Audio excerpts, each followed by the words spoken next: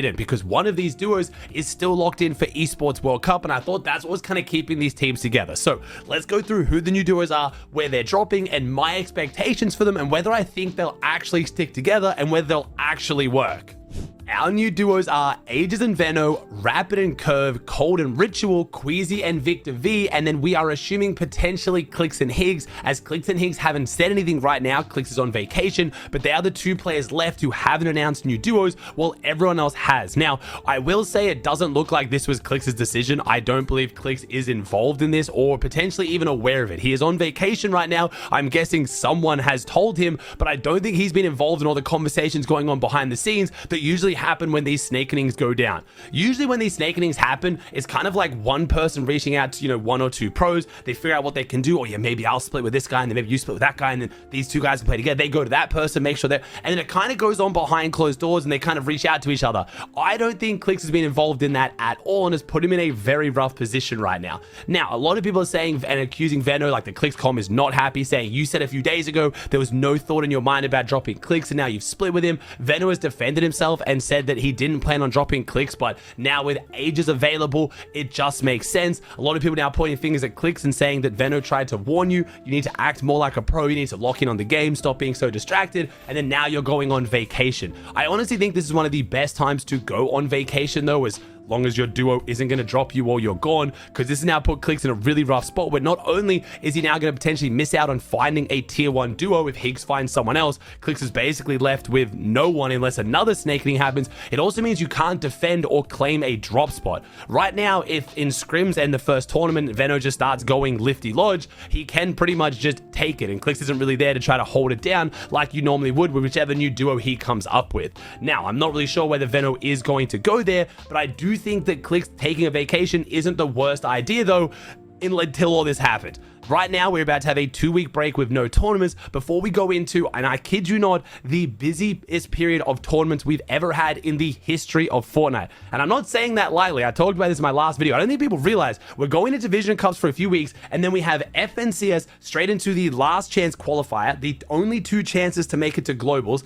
Then we have the Esports World Cup. Clix and Veno are not going to be playing in that one. We have multiple huge third-party tournaments like the Red Bull Land. We have Jinxie's huge tournament. Then we go straight into Globals, and then we go straight into solo FNCS. It is going to be a very busy period, and I think pros should take this chance to decompress and rest a little bit and make sure that they aren't going to get burnt out, because you don't want to hit burnout in the middle of tournaments that important. So I think people pointing fingers at Clix and saying him going on vacation is the reason why all this happened just isn't really all that fair. I think the vacation was a good idea as long as he was sure that Veno wasn't going to drop him, and I feel like based on everything we've heard from Veno and Clix, I think he was pretty sure Veno wasn't going to drop him. So this is going to be a little bit rough. We even have people like Bucky coming out on stream and saying that Clix should cancel his vacation, just cut the cost, come back, find a duo, lock in, and get his reputation back. Otherwise, this season is basically over for him. Now, we don't actually know whether Clix and Higgs will be playing together. It's just because Higgs hasn't said anything, and because Curve is now playing with Rapid, it obviously leaves him by himself. And like I said with Clix, there's not a lot of real other tier 1 options around right now unless another snakening kicks off.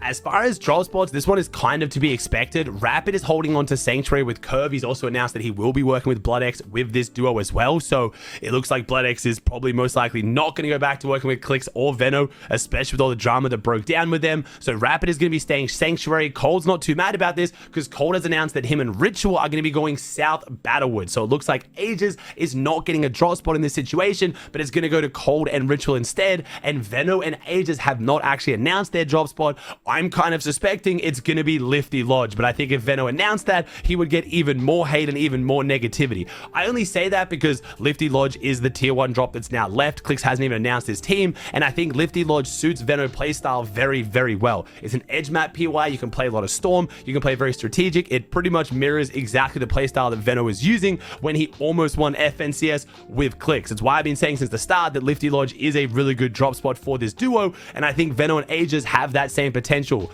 The IGL usually picks the drop spot, and that's what I'm guessing is happening here. Now, we have had another shakeup in the drop spots here. This is not a new duo, but Bucky has come out and announced that him and Cam will be contesting Peterbot and Pollo at Sinister Strip. He tweeted out, "Time to let him drag. See you in Belgium. Sinister Strip rest of 2026. Now, do I think this is a troll? Potentially. It is Bucky at the end of the day. My man loves clip farming. He loves trolling. But Bucky is the one to point out that he did make Peterbot go 6-0 multiple times in the past and holds on to the fact that he has had some of the best off-spawn performances against Peterbot. So I honestly don't really know. I did also hear on Bucky's stream, he was talking about the potential of Peterbot leaving the POI. In case you guys have missed my previous video, I did talk about how leakers are now saying that the cube is going to leave Sinister Strip. It's going to go over to Sanctuary, and then it's going to like stop working. There's a bunch of leaks where it's going to have issues. So at this point, Peterbot might even try to find a different drop spot. But if he does stay, there is a potential we see Bucky versus Peterbot. Now, I'm definitely giving that off spawn to Peterbot and Pollo. I mean, Bucky's my boy. He's my co-caster. But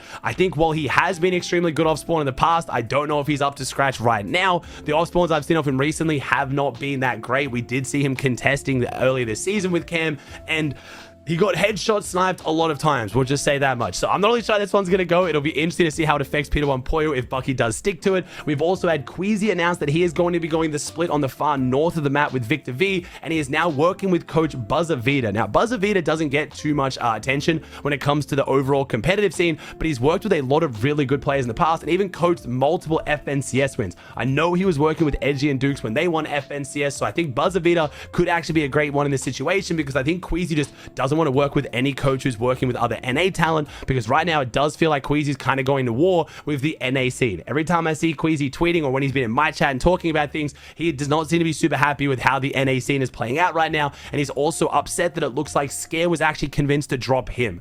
Queasy didn't drop Scare. It looks like Scare's dropped Queasy, which I think Scare's been playing really, really well right now, but a lot of people are obviously going to call that crazy. Queasy is one of the GOATs of the game, and while he hasn't been playing the absolute best right now, he has been doing pretty solid, especially after coming to NA with Scare. So I don't think Queasy's enjoying the NA scene too much right now. Buzzer Vita would be a great coach who, as far as I'm aware, is not heavily involved with a lot of the other tier 1 pros right now. Let's go into what do I think about these actual duos. Now, kicking off with Rapid and Curve, I was super interested to see the fact that Rapid actually picked up Curve and not Higgs. I really expected that Higgs and Rapid were going to play together. I kind of been talking this whole time about how all roads lead to Rapid and Higgs, and I was almost right. But when Rapid was given the opportunity, because if Higgs and Curve are willing to split, he could pick Higgs, and he picked Curve, which is super interesting. I think Curve is a phenomenal player. I think a lot of people have got this weird perception that I don't think Curve is good, just because I said that I don't think him and Veno were going to work, and they split, and then I didn't think him and Higgs were going to work, and they split. I don't want to be smug here. I don't want to sound like a dick, but I've been correct both times. While Curve is a phenomenal player, and that's why I expect a lot of really good things from him, I just don't think either of those duos worked. It's not because Curve's bad. It's not because I don't think Curve's phenomenal. It's just because I think those teams just on a vibes level and a decision-making and IGLing level just weren't going to work long-term. And that's what's happened. But I do not think that issue is going to happen with Rapid and Curve. I think Rapid is one of the best IGLs on NA right now. He did have a rough performance at Summit when things had high. I expected him to win the event, so I'm not going to try and pretend his performance at Summit was a good one, but I do think it was kind of a learning experience for him, and I still think he is one of the best IGLs on NA. With Curve at this drop spot, I think they easily could win an FNCS. I think they have FNCS winning potential. Now, Cold and Ritual, this duo has worked in the past. This duo has looked phenomenal. While Ritual and Ages have been on a little bit of a slump recently, they pretty much brought that back. They had a bad performance at Summit Land. They came back, didn't do the best like the first week of tournaments afterwards, but now the last few set lobby performances, they've done really well. They did not qualify to EWC, which is a bit unfortunate, but that is Reload. That is an entirely different game mode. While some duos are really good at both game modes, there are a few duos that just seem to be way better at one or the other, and right now Ritual and Ages were looking really good in Battle Royale, and I don't see why Cold and Ritual won't either. It is super interesting that this is now going to be another duo like we've seen with like Kanata and Victor V splitting up, with Muzz and Sphinx splitting up. We are now going to have Cold and Rapid qualified to the Esports World Cup, but then they're going to play Battle Royale in the next FNCS, not with each other.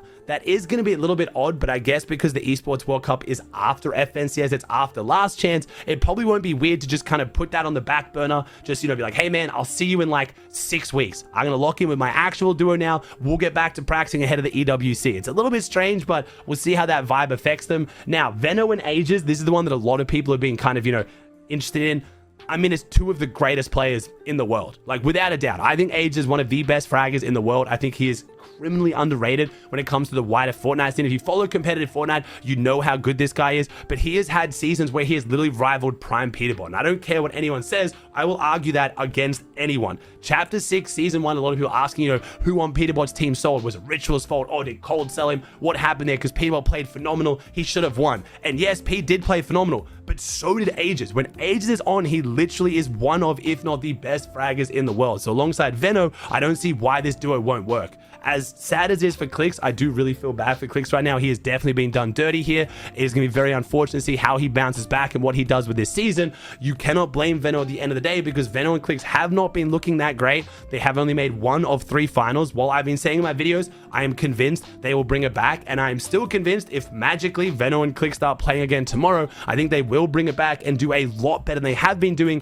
Veno and Ages have the potential to be an FNCS winning duo. I think everyone can see that. So as unfortunate as for Clix, it does make sense if all Veno cares about is doing well. Obviously, the Clix com's going to be upset. People are now saying that Veno is starting to make more content. He just used Clix to get his content and brand back up, and then now he's ditching him. I don't know what Veno's intentions were. No one can know that but Veno. People are accusing Veno of saying he knew he was going to drop Clix the whole time. I don't think he planned on dropping Clix, but when Ages becomes available, I think that definitely tempts you a little bit and makes you have to reconsider what you're doing with your career right now. So, sucks for Clix. I have no idea what his plan is. If we get Clix and Higgs back together again, a lot of people are saying that that shouldn't happen because Clix wants to win FNCS, and I do agree. It looks like for whatever reason, Clix and Higgs just do not have what it takes to win FNCS. Not as players, but as a duo. They had a phenomenal drop spot multiple times, and they just couldn't pull it together. They just couldn't make it work. But at the same time, I think right now, even on a bad day, even with Clix and Higgs playing at their worst, I still think they're better